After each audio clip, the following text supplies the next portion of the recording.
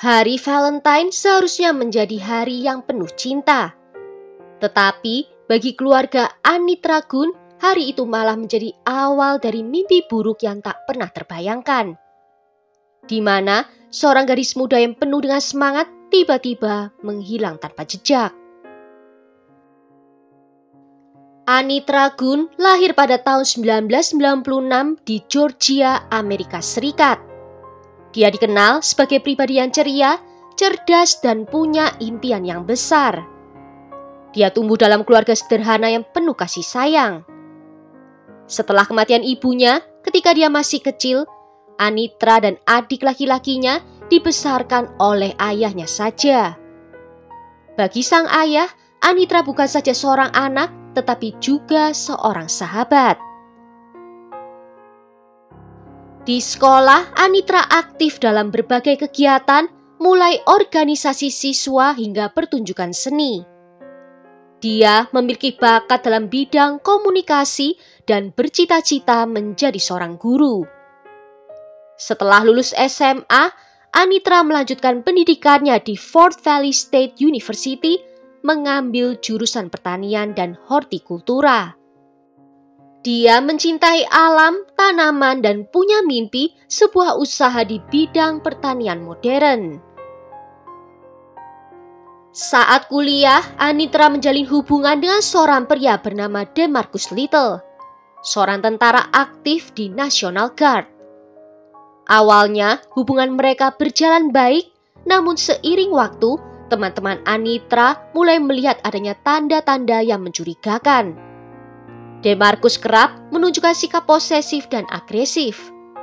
Dia juga dilaporkan telah merusak properti milik Anitra.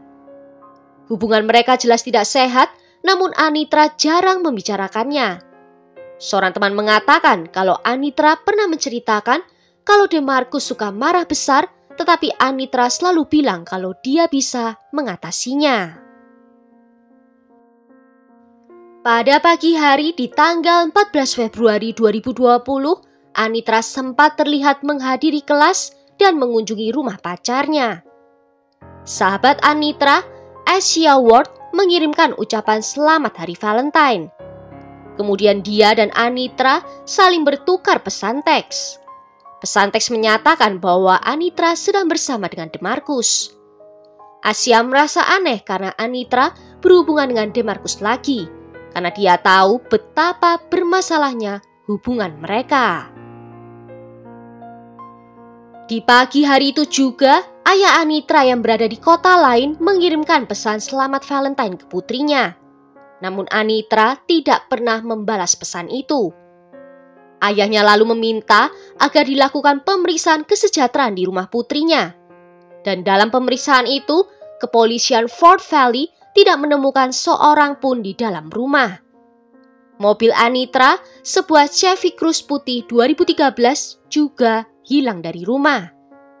Pada saat itu sudah tidak ada kabar apapun dari Anitra. Juga pesan teks dari keluarga dan teman tidak ada yang ditanggapinya. Ayahnya langsung curiga kalau ada sesuatu yang salah terjadi, karena putrinya itu dikenal sangatlah responsif dan tidak pernah menghilang tanpa kabar. Ketika ayah Anitra tiba di Fort Valley, dia secara resmi mengajukan laporan orang hilang. Satuan tugas dibentuk yang terdiri dari polisi Fort Valley, Sheriff Pitts County, dan Biro Investigasi Georgia. Pencarian resmi pun dimulai dan polisi memeriksa aktivitas terakhir dari Anitra dan mewawancarai orang-orang terdekatnya.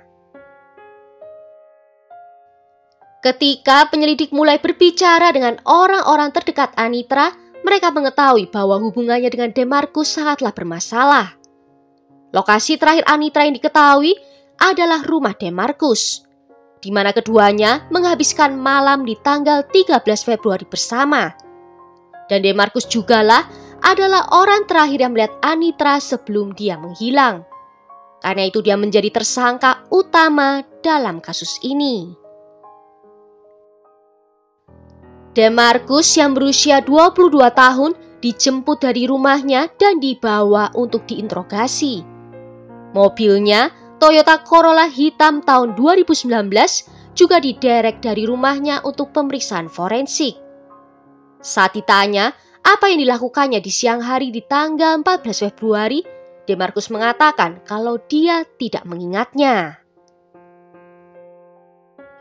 Diketahui pada malam sebelum dia menghilang, Anitra menghadiri sebuah pesta dengan beberapa teman perempuannya. Di sekitar pukul 11 malam, kelompok itu pergi ke rumah DeMarcus selama beberapa jam. Dan di sekitar pukul 2 pagi, seorang teman mengantar Anitra ke rumahnya sehingga dia bisa mengambil mobilnya.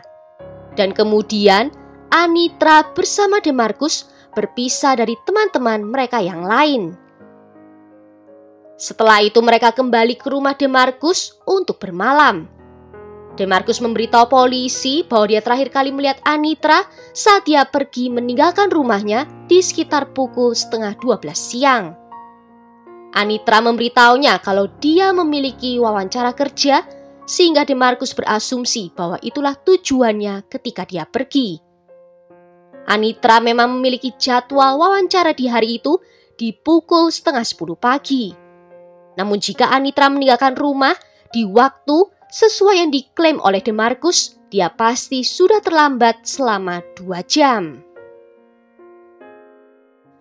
Di tanggal 16 Februari, mobil Anitra ditemukan berada di dekat rumahnya.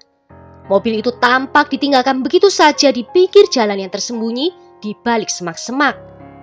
Ban depannya rusak, bumpernya hilang, dan plat nomornya dilepas, diduga untuk menyulitkan identifikasi. Tetapi tidak ada jejak Anitra di sana. Hanya terdapat lumpur dan serpihan lain yang menempel di ban. Mobil tidak menunjukkan adanya tanda-tanda kecelakaan besar dan polisi menyatakan bahwa ini memang bukanlah kecelakaan, namun mobil itu dibuat seperti itu agar tidak dapat segera ditemukan. Penemuan mobil ini membuat polisi meningkatkan status kasus dari orang hilang menjadi kasus kriminal aktif. Polisi dan relawan melakukan pencarian di hutan-hutan sekitar. Mereka menggunakan anjing pelacak, drone, dan mobil off-road untuk menelusuri wilayah luas di sekitar Crawford dan Peach County. Tim juga menganalisis data ponsel dari Anitra dan DeMarcus untuk mempersempit lokasi pencarian. Dan mereka kemudian mencoba menelusuri lokasi yang sesuai dengan data dari sinyal terakhir dari masing-masing ponsel. Seorang deputi sheriff sedang berpatroli di daerah padat woodland ketika dia melihat adanya jalan setapak yang mengarah keluar dari jalan utama yang tampaknya telah dirusak oleh mobil yang melaju ke arah pepohonan. Dia keluar dari mobilnya dan menjelajahi jalan setapak dengan berjalan kaki. Dia menemukan lebih banyak indikasi mobil yang menyapu pohon-pohon di area itu dan merusak vegetasi di sana. Setelah pencarian beberapa hari, pada tanggal 18 Februari 2020 di pukul 3 sore, jasad dari Anitra akhirnya ditemukan di area hutan di Crawford County, sekitar 30 km dari lokasi dia terakhir kali terlihat. Jasad itu telah disembunyikan dengan buruk, hanya ditutupi dengan ranting dan dedaunan. Di antara pepohonan di dekatnya ada bagian-bagian mobil yang rusak, yaitu bagian dari bumper yang tampaknya dari mobil Chevy Cruze berwarna putih. Tidak ditemukan barang-barang pribadi di sekitarnya, dan dari hasil otopsi, Anitra dinyatakan meninggal dunia karena pencekikan. Ada juga indikasi bahwa dia telah dipukul setidaknya sekali di kepala dan tubuhnya kemungkinan telah diseret ke posisi di mana dia ditemukan. Seorang petugas mengklaim kalau ini bukanlah kecelakaan, namun seseorang mencoba menyembunyikannya dan menunjukkan adanya pembunuhan berencana. Setelah penemuan jenazah, fokus penyelidikan bergeser pada tersangka utama. Polisi mulai mengumpulkan bukti tambahan berupa riwayat kekerasan dalam hubungan, bukti digital seperti lokasi ponsel, pesan teks, dan aktivitas dari media sosial. juga kesaksian dari teman-teman dan keluarga. Berdasarkan bukti yang terkumpul pada 21 Februari, DeMarcus ditangkap dan didakwa atas pembunuhan berencana serta perusakan properti.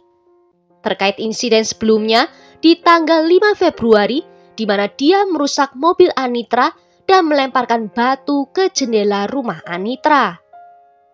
Dia diketahui adalah orang terakhir yang melihat Anitra dalam keadaan hidup, dan semua bukti yang ada mengarah kuat pada dirinya.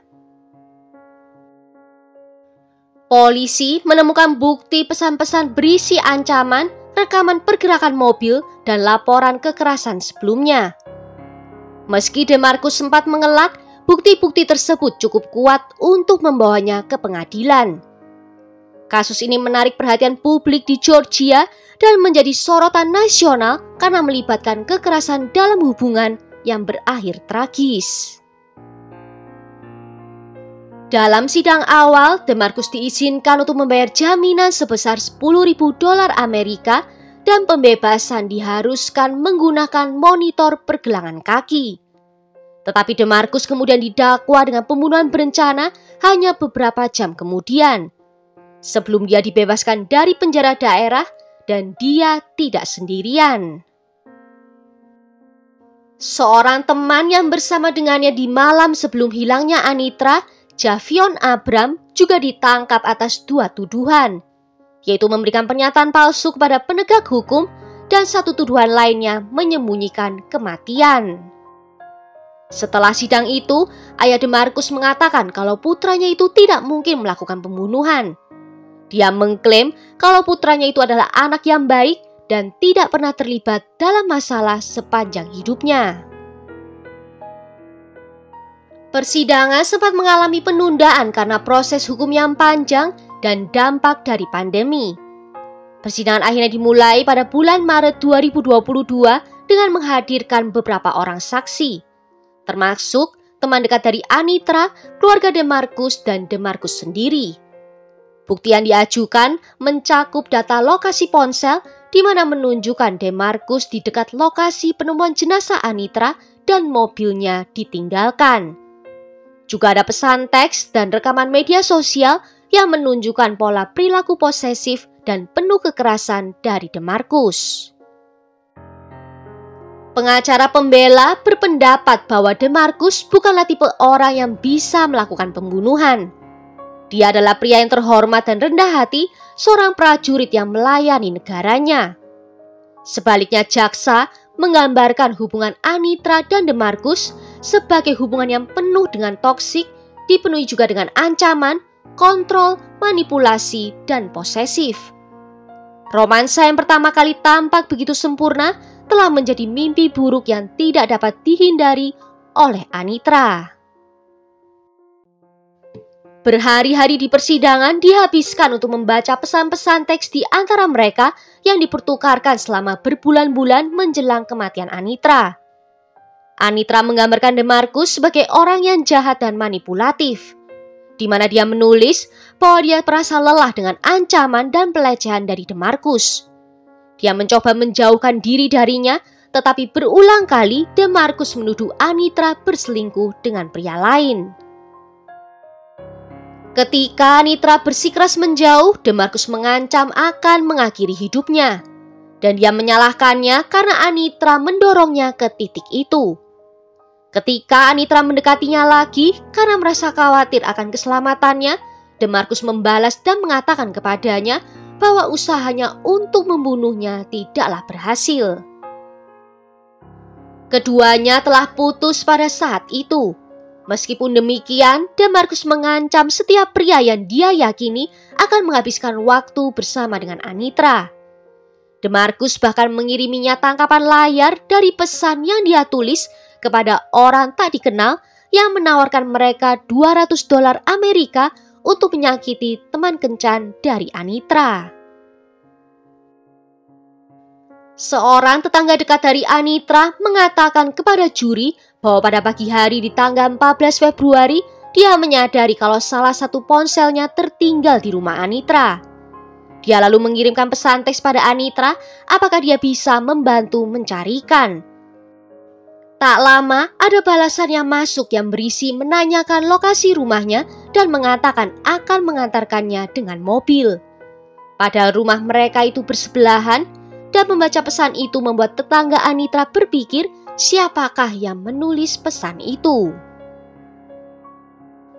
Jae-Von yang ikut ditangkap menjadi saksi utama dalam kasus ini, di mana dia menyatakan bahwa DeMarcus mengaku padanya telah membunuh Anitra setelah Anitra menertawakannya ketika dia menyatakan cinta. DeMarcus mengklaim setelah ditertawakan dia kehilangan kendali dan mencekik leher Anitra dengan kuat hingga dia tewas seketika. Namun, tim pembela bersikeras membantah bahwa pembunuhan itu direncanakan.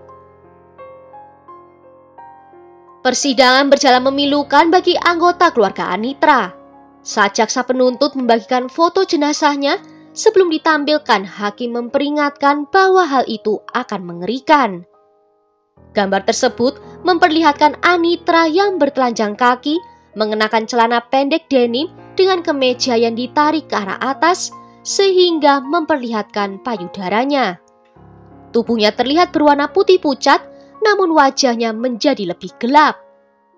Seorang anggota keluarga merasa tidak kuat dan pergi meninggalkan ruang sidang, tetapi tidak dapat menahan ketenangannya sebelum mencapai pintu keluar. Anggota polisi yang menemukan jenazahnya bersaksi di pengadilan. Saat itu dia melihat ada jalan setapak yang tampak baru saja dilewati oleh mobil. Dia lalu berkendara sejauh 200 meter dan menemukan plastik pinggiran dari ban mobil. Dia mencari nomor komponen pada potongan plastik itu dan hasilnya itu dari mobil Chevy Cruze. Pada saat itu dia yakin telah menemukan lokasi jenazah Anitra. Dia menggambarkan melihat adanya bekas lekukan di pohon yang dia duga berasal dari tabrakan mobil. Setelah menjelaskan kepada juri lokasi penemuan jenazah, jaksa memanggil pemeriksa medis untuk menjelaskan kronologi. Ahli forensik yang melakukan otopsi bersaksi bahwa Anitra meninggal karena dicekik dengan tangan atau lengan yang dilingkarkan ke lehernya.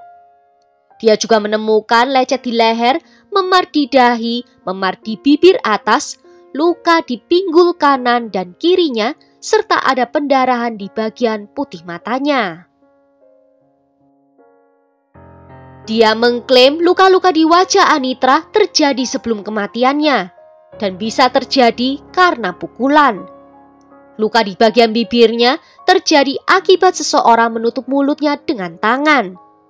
Luka lecet pada pinggul, paha, dan punggungnya terjadi setelah kematiannya.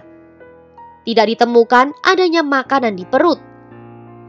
Dan di dalam sistem tubuhnya ditemukan kadar alkohol yang rendah yang menurutnya dapat disebabkan oleh pembusukan. Kesaksian berikutnya mengungkapkan sidik jari yang ditemukan di mobil Anitra yang cocok dengan sidik jari dari DeMarcus. Dan di mobil DeMarcus ditemukan DNA milik Anitra. Sepasang sepatu milik DeMarcus yang ditemukan di dalam mobilnya dalam keadaan basah dan terdapat dedaunan, ranting, jerami pinus, dan juga lumpur. Ketika DeMarcus maju untuk bersaksi, ayah Anitra pergi meninggalkan ruang sidang. DeMarcus mengatakan bahwa Anitra adalah belahan jiwanya dan menyebutnya sebagai penyelamat. Dia lalu mulai terisak sambil berkata kalau Anitra berarti segalanya baginya. Saat ditanya mengapa dia merusak mobil Anitra dan melempar batu bata melalui jendela belakang rumahnya, DeMarcus menjawab kalau hubungan dia dan Anitra sedang melalui masa sulit. DeMarcus menyatakan bahwa dia tidak ingat mengapa dia melempar batu saat itu. Menurutnya, dia hanya bereaksi. Jaksa lalu bertanya, apakah ketika dia marah, dia akan selalu bereaksi secara fisik? DeMarcus menjawab kalau dia tidak pernah memukul Anitra. Persidangan berlangsung selama 1 minggu Dan pada tanggal 15 Maret 2022, persidangan mencapai tahap akhir. Dan setelah deliberasi selama 3 jam, juri memutuskan DeMarcus tidak bersalah atas tuduhan pembunuhan berencana. Dia dinyatakan bersalah atas tuduhan pembunuhan karena tindakan kriminal dan atas tuduhan penyerangan berat. Jaksa penuntut meminta hukuman maksimal dengan menyatakan bahwa tindakan DeMarcus sangatlah kejam dan tidak menunjukkan adanya penyesalan. Pada tanggal 18 Maret 2022, hakim menjatuhkan hukuman penjara seumur hidup tanpa kemungkinan pembebasan bersyarat kepada DeMarcus. Well, sampai di sini dulu kisah kali ini. Bagaimana menurut kalian tentang kasus ini? Tulis pendapat kalian ya di kolom komentar. Jika ada yang mau request kasus, juga bisa menuliskannya di bawah. Akhir kata terima kasih sudah nonton video ini sampai akhir. Sampai jumpa di video berikutnya. Ciao!